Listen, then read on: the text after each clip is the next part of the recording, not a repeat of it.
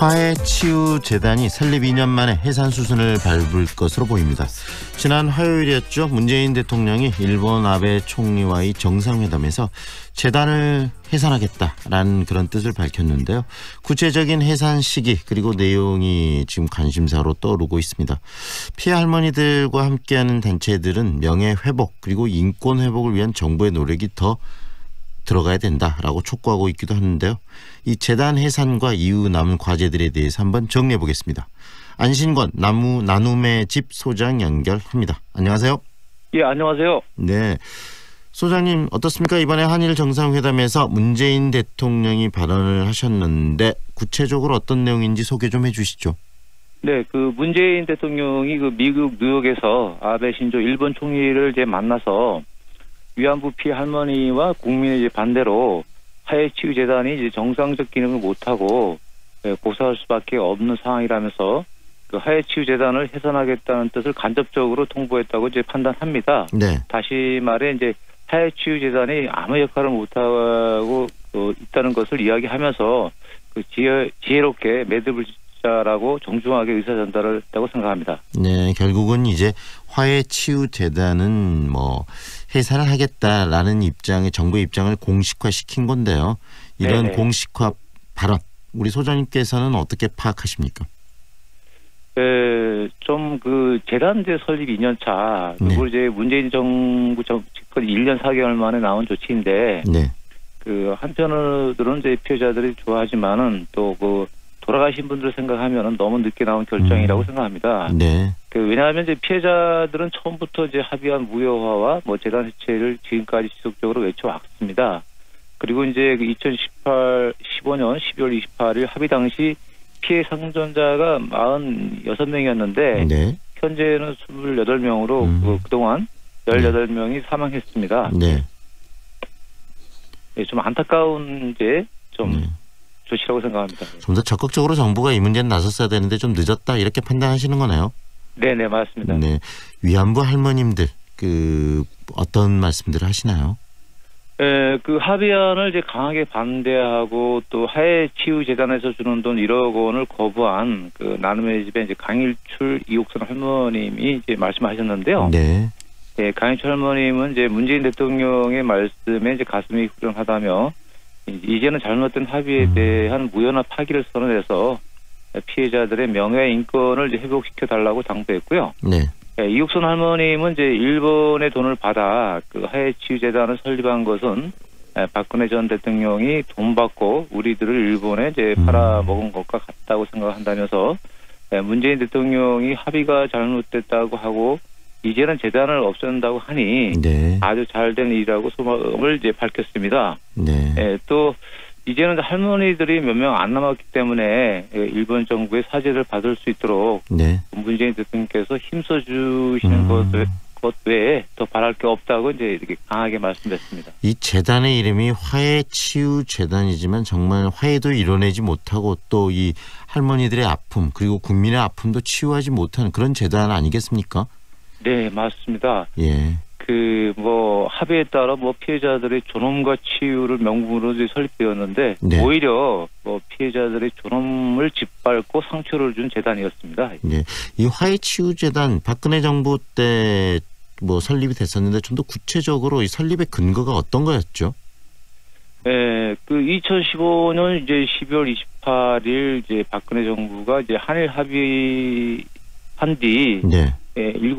7개월 뒤인 이제 2016년 7월에 설립된 그 여성가족부 소관의 그 재단 법인입니다. 네. 그런데 이제 그 2017년 12월에 그 재단이 조직적으로 설립됐다는 내용 등이 담긴 조사 결과가 발표되었고요. 네. 그리고 이제 그 이후에 재단 이사진들이 대부분 사퇴하면서 현재는 그 재단 기능이 전면 중단된 상태입니다. 그래서 네. 아무런 그 기능을 하지 못하는 그래서 그냥 그 사무실만 운영하는 그런 재단이 되었습니다. 예. 네. 이 화해치유재단에 대해서 여러 가지 평가들도 있을 수는 있겠지만 전반적으로 온 국민들은 정말 우리로서는 좀 부끄러운 재단의 형태가 아닌가라는 생각들을 많이 가지실 것 같은데요. 이런 재단들이 만들어지게 된 그런 정부의 어떤 태도 이런 부분에 대해서는 우리 소장님은 어떤 생각이 드시나요? 예, 이게 이제 뭐 현실과 동떨어진 재단이라고 처음부터 우리가 얘기를 했습니다. 왜냐하면은 네. 이제 우리 일본군 위안부 피해자 할머님들이 93년 6월부터 시행된 특별법에 의해서 한국 정부로부터 이제 생계급여와 또 의료급여를 충분히 받고 있어서 네. 뭐 아무런 문제 없이 지내고 있는데 재단을 만들어서 처음에는 뭐 피해자분들을 위한 뭐 의료 복지 혜택을 주겠다 네. 그런 발상이었습니다. 그런데 이제 재단 설립 후에 현황을 파악하니까 이걸 가지고 이제 일본이 이제 뭐 사제에서 뭐 위로금을 준다 그런 엉뚱한 왜곡을 통해서 이제 설립되었는데 전혀 할머니들 명예와 인권에는 도움이 되지 않는 그런 재단이라고 저는 생각합니다. 예. 네, 결국은 뭐 일본 정부에서 받았던 110억엔을 바탕으로 해서 설립된 재단이고 말은 뭐 화해와 치유 재단이지만 정말 화해도 치유도 이뤄내지 못하고 있는 재단. 지금은 기능마저도 유명무실한 그런 재단이기 때문에 해산하는 건 너무나 당연하다는 생각이 드는데요. 지금 이 어떻습니까? 이 10억엔 일본으로부터 우리 정부가 받았던 10억엔에 대해서도 우리가 좀 개념을 새롭게 정립하고 이 문제도 좀 풀어가야 될 것 같은데요. 소장님은 그 부분은 어떻게 생각하시나요? 네, 그래서 뭐 정부도 이제 이거 10억엔을 돌려주기 위해서 먼저 한국 정부 예산에서 금년에 103억 원을 이제 확보했는데 네. 이걸 이제 어떻게 전달할지는 구체적인 전달 방법을 이제 정부가 내놓지 못하고 있습니다. 네. 네, 그래서 이제 이 반환이 문제인데 우리 정부가 이제 반환을 한다 해도 이제 일본이 받지 않을 것 같습니다. 네. 네, 그래서 일본을 계속 압박하는 의미로 네. 이거를 우리 정부의 어떤 기관에 공탁한다든가 그렇게 해서 매년 그런 돌려주겠다는 의사 표현을 하는 것이 국제사회에 이 문제가 얼마나 잘못되었고 또 일본이 아직도 진정한 사죄를 하지 않는 것을 보여주는 그런 의미가 있다고 저는 생각합니다. 예. 네. 할머니 분들께서 이 문재인 대통령에게 진정한 사과를 받아줬으면 좋겠다는 말씀을 하셨다는 이야기도 하셨었는데요. 이 일본군 위안부 문제를 이제 우리 한국 사회가 제대로 좀 풀어내고 일본과의 관계 속에서 매듭을 짓는다면 어떤 방식으로 매듭 짓는 것이 가장 적절한 방식이라고 소장님께서 생각하시는지도 한 말씀해 주시죠. 예, 이제 가장 중요한 것이 일본 정부가 이제 범죄 사실을 인정하는 법적 책임 문제가 가장 크고요. 네. 예, 그다음에 이제 어떤 간에 거기에 따른 이제 법적 배상인데 지금 일본 정부가 이제 이 문제는 끝났다. 그렇게 이제 얘기하면서 법적 책임을 이제 회피하는 게 가장 큰 문제라고 생각합니다. 네네.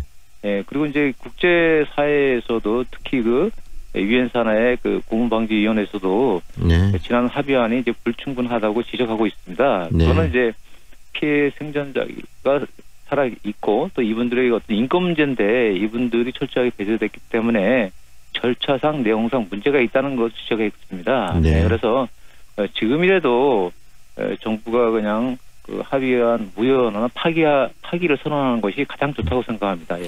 결국 이런 문제가 발생했던 것이 2015년 12월에 한일 협상을 정부가 받아들였기 때문 아니겠습니까?